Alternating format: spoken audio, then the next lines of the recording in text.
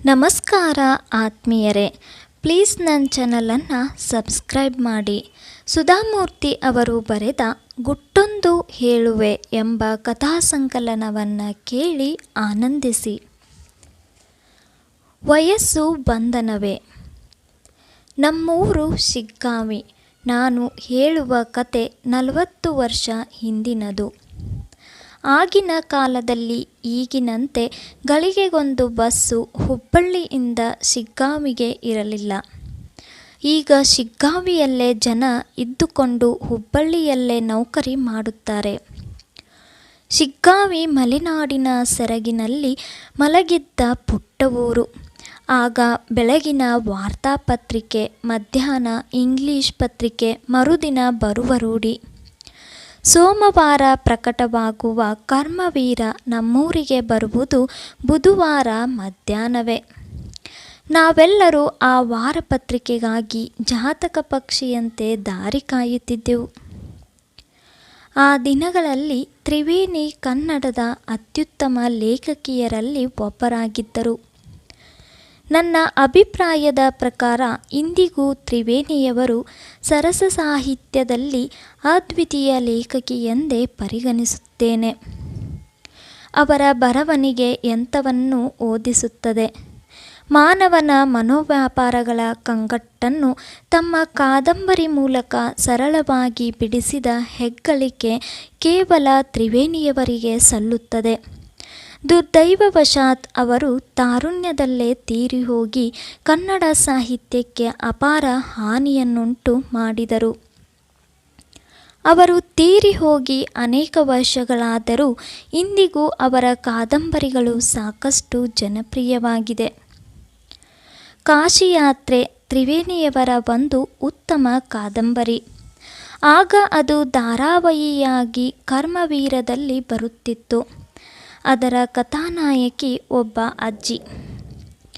ಪ್ರತಿಯೊಬ್ಬ ಹಿಂದುವಿಗೆ ಕಾಶಿ ಎಂದರೆ ಅತ್ಯಂತ ಪವಿತ್ರವಾದ ಸ್ಥಾನ. ಕಾಶಿಯಲ್ಲಿಯ ವಿಶ್ವೇಶ್ವರನನ್ನು ಪೂಜಿಸಿದಾಗಲೇ ಸ್ವರ್ಗ ಪ್ರಾಪ್ತಿ ಎನ್ನುವ ನಂಬಿಕೆ. ಈ ಮುದುಕಿ ಪಾತಮ್ಮ ಕಾಶಿಯಾತ್ರೆಗಾಗಿ ಹಣವನ್ನು ಕೂಡಿಡುವ ಬವಣೆ ಓದಿದವರ ಮನ ಕರಗುತ್ತದೆ. ಆದರೆ ಕೊನೆಗೆ ಅವಳೇ ಸಾಕಿದ ಒಂದು ಹುಡುಗಿಯ ಮದುವೆಯ ಕಾಶಿಯಾತ್ರೆಗೆ ತಾನು ಕೂಡಿಟ್ಟ ಹಣವನ್ನು ಕೊಡುತ್ತಾಳೆ. ಅಲ್ಲದೆ ನಿಜ ಜೀವನದಲ್ಲಿ ಅನಾಥ ಹುಡುಗಿಗೆ ಮಾಡುವ ಸಹಾಯ ಕಾಶಿಯಾತ್ರೆಗಿಂತ ಮಿಗಿಲು ಎಂದು ನಂಬುತ್ತಾಳೆ. ನಮ್ಮಜ್ಜಿ ಕೃಷ್ಟಕ್ಕ ಶಾಲೆಗೆ ಹೋಗಿರಲೇ ಇಲ್ಲ. ಆದ್ದರಿಂದ ಓದುವುದು ಬರೆಯುವುದು ಅವಳಿಗೆ ಬರುತ್ತಿರಲಿಲ್ಲ. ಆದರೆ ಬುದ್ಧಿಯಿಂದ ಮೇಧಾವಿಯಾದ ಅವಳು ಕೇವಲ ನೆನಪಿನ ಶಕ್ತಿಯಿಂದ ಮನೆಯ ಹಣಕಾಸಿನ ವ್ಯವಹಾರವನ್ನು ಮಾಡುತ್ತಿದ್ದಳು. ಅಲ್ಲದೆ ವಸ್ತು ಒಡವೆಯಲ್ಲಿ ಅವಳಿಗೆ ಆಸಕ್ತಿ ತೀರ ಕಡಿಮೆ. ಮನೆಯಲ್ಲಿ ಓದುವ ವಿದ್ಯಾರ್ಥಿಗಳಿಗೆ ಅವಳು ಸದಾ ಸಹಾಯ ಮಾಡುತ್ತಿದ್ದಳು. ಕತೆ ಕಾದಂಬರಿ ಎಂದರೆ ಅವಳಿಗೆ ಪಂಚಪ್ರಾಣ. ತನ್ನ ಮನಸ್ಸನ್ನು ಏಕಾಗ್ರಚಿತ್ತದಲ್ಲಿ ಇರಿಸಿ ಯಾವುದೇ ಕಥೆಯನ್ನು ಕೇಳಿ ಅದನ್ನು ಚಾಚು ತಪ್ಪದೆ ಮತ್ತೆ ಹೇಳಬಲ್ಲವಳಾಗಿದ್ದಳು. ಅವಳಿಗೆ ಕಾಶಿ ಎಂದರೆ ಕೈಲಾಸ ಸಮಾನ. ಆದ್ದರಿಂದ ಕಾಶಿಯಾತ್ರೆ ಧಾರಾವಾಹಿಯನ್ನು ಕೇಳಲು ಎಲ್ಲರಿಗಿಂತ ಮೊದಲು ಅವಳು ಕುಳಿತುಕೊಳ್ಳುತ್ತಿದ್ದಳು. ಪ್ರಾಯಶಃ ಪಾತಮ್ಮನ ಕಥೆಯೊಡನೆ ತನ್ನ ಜೀವನವನ್ನು ಹೋಲಿಸುತ್ತಿದ್ದಳೋ ಏನೋ. ಪ್ರತಿಯೊಬ್ಬ ಲೇಖಕ ಮತ್ತು ಲೇಖಕಿ ಯಾವತ್ತೂ ಗಮನಿಸಬೇಕಾದ ವಿಚಾರವೇನೆಂದರೆ ಅನೇಕ ಮುಕ್ತಜೀವಿಗಳು ಅವರ ಕಥೆಯನ್ನು ಶ್ರದ್ಧೆಯಿಂದ ಓದುತ್ತಾರೆ. ಆದ್ದರಿಂದ ಲೇಖಕರಿಗೆ ಅವರದೇ ಆದ ಜವಾಬ್ದಾರಿ ಇದೆ. ಲೇಖಕರಿಗೆ ನಿಷ್ಠೆ ಇದ್ದರೆ ವಯಸ್ಸಿನ ಬಂಧನವಿಲ್ಲದೆ ಪ್ರತಿಯೊಬ್ಬರೂ ಓದಬಯಸುತ್ತಾರೆ. ಕಲ್ಪನೆ ಯಾವತ್ತೂ ಸುಂದರವೇ, ಆದರೆ ನಿಷ್ಠೆಗಿರುವ ಬಲ ಕಲ್ಪನೆಗಿಲ್ಲ. ನನಗೆ ಆಗ ಸುಮಾರು 12 ವರ್ಷ. ನನ್ನಜ್ಜಿಯ ಈ ಕಾತುರ ನನಗರ್ಥವಾಗುತ್ತಿರಲಿಲ್ಲ. ಆದರೆ ಪ್ರತಿ ಬುಧವಾರ ನಾನು ವಾಚಕಿ. ಕತೆ ಓದಿ ಮುಗಿಸಿದ ನಂತರ ಸಾಯಂಕಾಲ ನಮ್ಮಜ್ಜಿ ಎಂದಿನಂತೆ ದೇವಸ್ಥಾನಕ್ಕೆ ಹೋಗುತ್ತಿದ್ದಳು. ನಾನು ಉಳಿದ ಮೊಮ್ಮಕ್ಕಳಂತೆ ಅವಳ ಜೊತೆ ಹೋಗುತ್ತಿದ್ದೆನು. ಅಲ್ಲಿ ನಾನು ಕಂಬದ ಹಿಂದೆ ಕಣ್ಣು ಮುಚ್ಚಾಲೆ ಆಡುತ್ತಿದ್ದರೆ ನಮ್ಮಜ್ಜಿ ಕಾಶಿಯಾತ್ರೆ ಕಥೆಯನ್ನು ತನ್ನ ಸ್ನೇಹಿತರಿಗೆ ರಸವತ್ತಾಗಿ ಹೇಳುತ್ತಿದ್ದಳು. ಆ ಎಲ್ಲ ವೃದ್ಧೆಯರು ಪಾತಮ್ಮ ಕಾಶಿಯಾತ್ರೆಗೆ ಹೋದಳೋ ಇಲ್ಲವೋ ಎಂದು ವಿವರವಾಗಿ ಚರ್ಚಿಸುತ್ತಿದ್ದರು. ಅವರಿಗೆ ಅದು ಕೇವಲ ಕಥೆಯಾಗಿರಲಿಲ್ಲ, ಪ್ರಾಯಶಃ ಎಲ್ಲಿಯೋ ನಡೆಯುತ್ತಿರುವ ಘಟನೆಯೆಂದು ಎನಿಸಿರಬೇಕು. ಒಂದು ಬಾರಿ ನನ್ನ ಸೋದರ ಮಾವನ ಮನೆಯ ಮದುವೆಗೆ ನಾನು ನೆರೆಯ ಹಳ್ಳಿಗೆ ಹೋಗಬೇಕಾಗಿತ್ತು. ಆಗಿನ ಕಾಲದಲ್ಲಿ ಮದುವೆ ಮನೆಯಲ್ಲೇ ನಡೆಯುತ್ತಿತ್ತು. ಅದೊಂದು ದೊಡ್ಡ ಸಮಾರಂಭ. ಮಕ್ಕಳಿಗಂತೂ ಅದೊಂದು ಚಟುವಟಿಕೆಯ ತಾಣ. ತಿಂಡಿ ತಿನಿಸುಗಳ ಉಗ್ರಾಣ. ಹಿರಿಯರ ಅಂಕೆಯಿಲ್ಲದೆ ದಾರವಿಲ್ಲದ ಗಾಳಿಪಟದಂತೆ ಹಾರಾಡುತ್ತಿದ್ದೆವು. ಹೀಗಾಗಿ ನಾನು ಹೇಳಿದ ಬುಧವಾರದ ಬದಲು ಗುರುವಾರ ವಾಪಸ್ ಬಂದೆ. ಬಾಗಿಲ ಬಳಿ ನಮ್ಮಜ್ಜಿ ದುಗುಡ ತುಂಬಿದ ಮುಖದಿಂದ ಕಣ್ಣೀರು ತುಂಬಿದ ಕಂಗಳಿಂದ ಎದುರುಗೊಂಡಳು. ಎಂಥ ಕಷ್ಟದ ಪರಿಸ್ಥಿತಿಯಲ್ಲೂ ನಮ್ಮಜ್ಜಿ ಕಣ್ಣೀರು ಮಿಡಿದಿದ್ದನ್ನು ನಾನು ಕಂಡಿರಲಿಲ್ಲ. ಅಲ್ಲದೆ ಬಾಲಕಿಯಾದ ನಾನು ಹಿರಿಯರ ಕಣ್ಣೀರು ಕಂಡರೆ ಅದಿರಲಾಗುವುದು ಸಹಜವಲ್ಲವೇ? ಅವ್ವ, ನಿನಗೆ ಆರಾಮದೇನೋ ಇಲ್ವೋ? ನಮ್ಮ ಉತ್ತರ ಕರ್ನಾಟಕದಲ್ಲಿ ಅವ್ವ ಎಂದರೆ ತಾಯಿ. ಆದರೆ ನಾನು ನಮ್ಮ ಅಜ್ಜಿಯನ್ನು ಅವ್ವ ಎಂದು ಕರೆಯುತ್ತಿದ್ದೆ. ಅಜ್ಜಿ ತಲೆ ಅಲ್ಲಾಡಿಸಿದಳು. ಉತ್ತರ ಕೊಡಲಿಲ್ಲ. ನನಗೆ ಅದರ ಅರ್ಥವೂ ಆಗಲಿಲ್ಲ. ನಾನು ಮರೆತುಬಿಟ್ಟೆ. ಆ ದಿನ ಹುಣ್ಣಿಮೆಯಾಗಿತ್ತು. ನಮಗೆಲ್ಲರಿಗೂ ಬೆಳದಿಂಗಳ ಊಟವೆಂದರೆ ಪಂಚಪ್ರಾಣ. ಉತ್ತರ ಕರ್ನಾಟಕದಲ್ಲಿ ಬೆಳದಿಂಗಳ ಊಟಕ್ಕೆ ಪ್ರಾಧಾನ್ಯತೆ ಇದೆ. ಊಟದ ನಂತರ ನಾವೆಲ್ಲರೂ ಮಾಳಿಗೆಯಲ್ಲಿ ಮಲಗಿದೆವು. ಬಹುಶಃ ನಡುರಾತ್ರಿಯ ಸಮಯ ನಮ್ಮಜ್ಜಿ ಬಂದು ನನ್ನ ಪಕ್ಕದಲ್ಲಿ ಕುಳಿತಳು. ಅವಳ ನೀರುಗೆಟ್ಟಿದ ಕೈಯನ್ನು ಪ್ರೀತಿಯಿಂದ ನನ್ನ ಹಣೆಯ ಮೇಲೆ ಇರಿಸಿದಳು. ಬಹುಶಃ ಅವಳು ನನಗೇನೋ ಹೇಳಬಯಸಿದ್ದಳು. ನಾನೆದ್ದು ಕುಳಿತೆ. ಅವ್ವ, ನಿನಗೇನಾದೆಯಾ? ನಾನು ಗಾಬರಿಯಿಂದ ಕೇಳಿದೆ.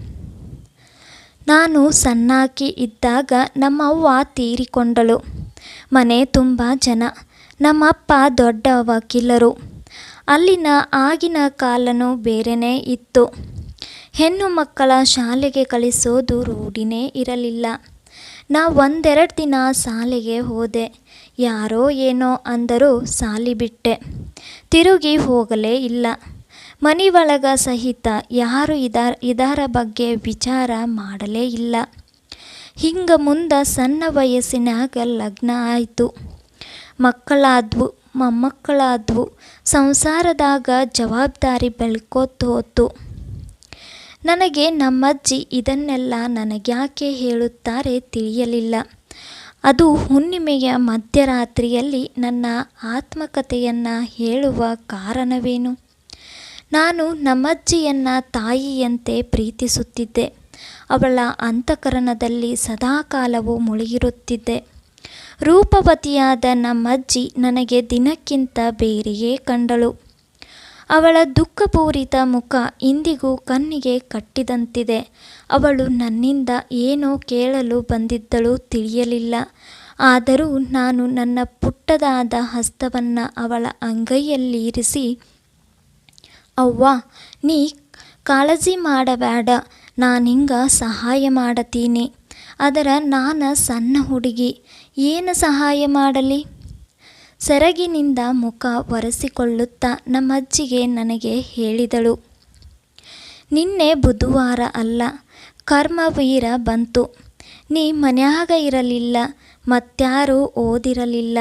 ನನಗಂತೂ ಪಾತಮ್ಮ ಕಾಶಿಯಾತ್ರೆ ಮಾಡಿದ್ದಳೋ ಇಲ್ಲೋ ತಿಳಿಬೇಕಾಗಿತ್ತು. ಅದಕ್ಕೆ ಕರ್ಮವೀರ ತೆಗೆದೆ. ಧಾರಾವಾಹಿ ಚಿತ್ರ ಕಾಣಿಸಿತ್ತು. ಅದನ್ನು ಓದಲಿಕ್ಕೆ ಬರುತ್ತಿದ್ದಿಲ್ಲ. ಅಂಗೈನ ಪೇಪರ್ ಮೇಲಿಡಿಸಿದೆ. ಅಂಗೈಗೆ ಓದು ಶಕ್ತಿ ಇದ್ದಿದ್ದರೆ ಎಷ್ಟು ಚಲೋ ಇತ್ತು ಅಂತ ಅನ್ನಿಸ್ತಿತ್ತು. ಆದರೆ ನಂಗೊತ್ತದ, ಓದಲಿಕ್ಕೆ ಕಣ್ಣು ಬೇಕು. ಅದಕ್ಕೂ ಹೆಚ್ಚಾಗಿ ವಿದ್ಯೆ ಬೇಕು. ನಾನು ಈ ಹಳ್ಳ್ಯಾಗ ಮತ್ಯಾರನ್ನಾದರೂ ಕರೆಸಿ ಓದಿಸಬಹುದಿತ್ತು. ಆದರೆ ಯಾಕೋ ಅದ ನನಗೆ ಅಸಹ್ಯ ಬಂತು. ನಿನ್ನೆ ನನ್ನ ದೇವರಿಗಿಂತ ಹೆಚ್ಚು ನೆನೆಸಿದ್ದೆ. ನನ್ನ ಜೀವನದಾಗ ಮೊದಲನೇ ಸರ್ತಿಗೆ ಪರಾವಲಂಬಿ ಆಗೀನಿ ಮತ್ತು ಅಸಹಾಯಕಳಾಗೀನಿ ಅನ್ನಿಸ್ತು. ಎಷ್ಟು ದೊಡ್ಡ ಮನೆ ಇದ್ದರೇನು, ಬಂಗಾರ ಬೆಳ್ಳಿ ಇದ್ದರೇನು, ಕಣಜದ ತುಂಬ ಭತ್ತವಿದ್ದರೇನು, ವಿದ್ಯೆ ಇಲ್ಲದಿದ್ದರ ಸ್ವತಂತ್ರ ಇಲ್ಲದಂಗ. ಅದಕ್ಕೆ ಹಿರೇರನ್ನೋದು ಸುಳ್ಳಲ್ಲ. ವಿದ್ಯೆ ಇಲ್ಲದವರು ರಣಹದ್ದಿಗಿಂತ ಕಡಿಮೆ. ನನಗೇನು ಉತ್ತರ ಹೇಳಬೇಕು ತಿಳಿಯಲಿಲ್ಲ. ನಮ್ಮಜ್ಜಿ ಮತ್ತೆ ಮುಂದುವರೆದಳು. ಅವಳ ಮುಖದ ಮೇಲೆ ನಿರ್ಧಾರದ ಕಳೆಯಿತ್ತು. ಕಂಬನಿ ಮಾಯವಾಗಿತ್ತು. ನಾ ವಿಚಾರ ಮಾಡೇನಿ, ನಾ ನಾಳೆಯಿಂದ ಕನ್ನಡ ಅಕ್ಷರ ಕಲಿತೀನಿ.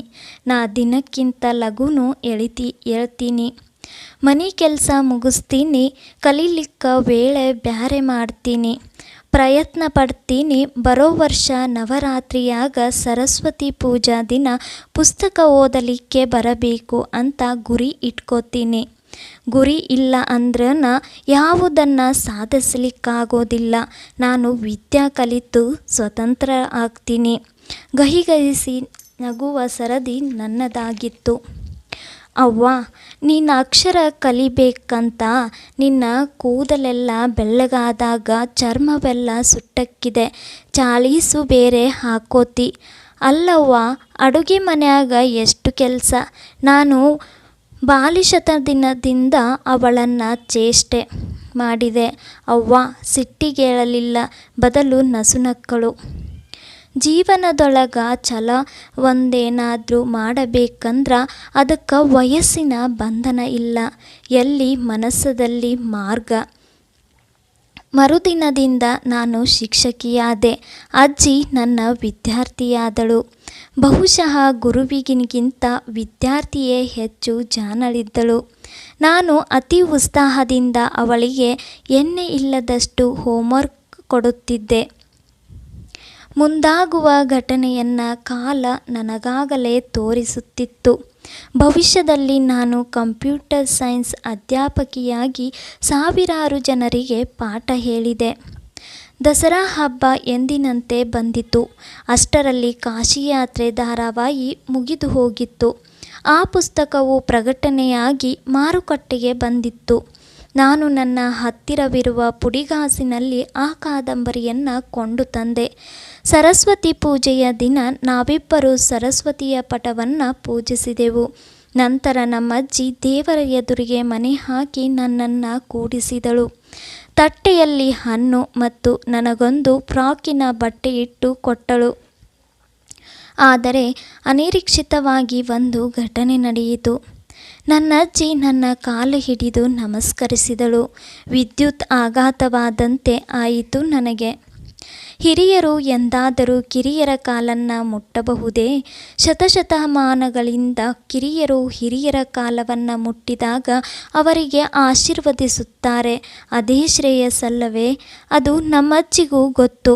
ಅಷ್ಟು ಶ್ರದ್ಧಾವಂತ, ನಿಯಮವಂತ ಈ ಮುತ್ತೈದೆ ತನಗಿಂತ 50 ವರ್ಷ ಚಿಕ್ಕವಳಾದ ನನಗೆ ನಮಸ್ಕರಿಸಿದಳು. ನಾನು ಚಕಿತಳಾಗಿ ಕೇಳಿದೆ, ಅವ್ವ, ಇದೇನು ಮಾಡಿದೆ ನೀನು? ಅಜ್ಜಿ ಶಾಂತಳಾಗಿ ಹೇಳಿದಳು, ನೀನು ಮೊಮ್ಮಗಳು ಅಂತ ನಿನಗೆ ನಮಸ್ಕಾರ ಮಾಡಲಿಲ್ಲ. ಒಂದು ಅಕ್ಷರ ಹೇಳಿಕೊಟ್ಟರು ಗುರುವೇ. ನೀ ನಂಗೆ ಬೇಕಾದಷ್ಟು ವಿದ್ಯೆ ಕಲಿಸಿದಿ. ನಾ ಈಗ ಯಾರ ಸಹಾಯನೂ ಇಲ್ಲದೆ ಓದಬಲ್ಲೆ. ನಿನಗೆ ಈ ಮಾತು ಗೊತ್ತದೋ ಇಲ್ವೋ? ಗುರುಸ್ಥಾನದಾಗಿದ್ದವರಿಗೆ ನಮಸ್ಕಾರ ಮಾಡಬೇಕು. ಅದಕ್ಕೆ ನಾನು ನಿನಗೆ ನಮಸ್ಕಾರ ಮಾಡಿದೆ. ನಾನು ಕೂಡಲೇ ಅವಳಿಗೆ ನಮಸ್ಕಾರ ಮಾಡಿ ಆ ಋಣವನ್ನು ಮುಟ್ಟಿಸಿಬಿಟ್ಟೆ. ನಂತರ ನನ್ನ ಫ್ರಾಕಿನ ಅಡಿಯಲ್ಲಿ ಬಚ್ಚಿಟ್ಟುಕೊಂಡಿದ್ದ ಕಾಶಿಯಾತ್ರೆ ಪುಸ್ತಕವನ್ನು ನನ್ನ ಪ್ರಪ್ರಥಮ ಮತ್ತು ಅದ್ವಿತೀಯ ವಿದ್ಯಾರ್ಥಿಗೆ ಉಡುಗೊರೆಯಾಗಿ ಕೊಟ್ಟೆ. ಅವಳು ಅದನ್ನು ತೆಗೆದು ಕೂಡಲೇ ಓದಿದಳು. ಕಾಶಿಯಾತ್ರೆ, ಲೇಖಕಿ ತ್ರಿವೇಣಿ. ಅವ್ವ, ನೀನು ಫಸ್ಟ್ ಕ್ಲಾಸ್ನಾಗ ಪಾಸಾದೆ ಎಂದೆ. ಅವಳ ಮುಖದ ಮೇಲಿನ ಆನಂದ ಮಂದಹಾಸವನ್ನು ಯಾವ ಕ್ಯಾಮ್ರಾ ಕೂಡ ಸೆರೆ ಹಿಡಿಯಲಾರದು. ಧನ್ಯವಾದಗಳು ಆತ್ಮೀಯರೇ. ಮುಂದಿನ ಅಧ್ಯಯನವನ್ನು ಮುಂದಿನ ಭಾಗದಲ್ಲಿ ತಿಳಿಸ್ಕೊಡ್ತೀನಿ.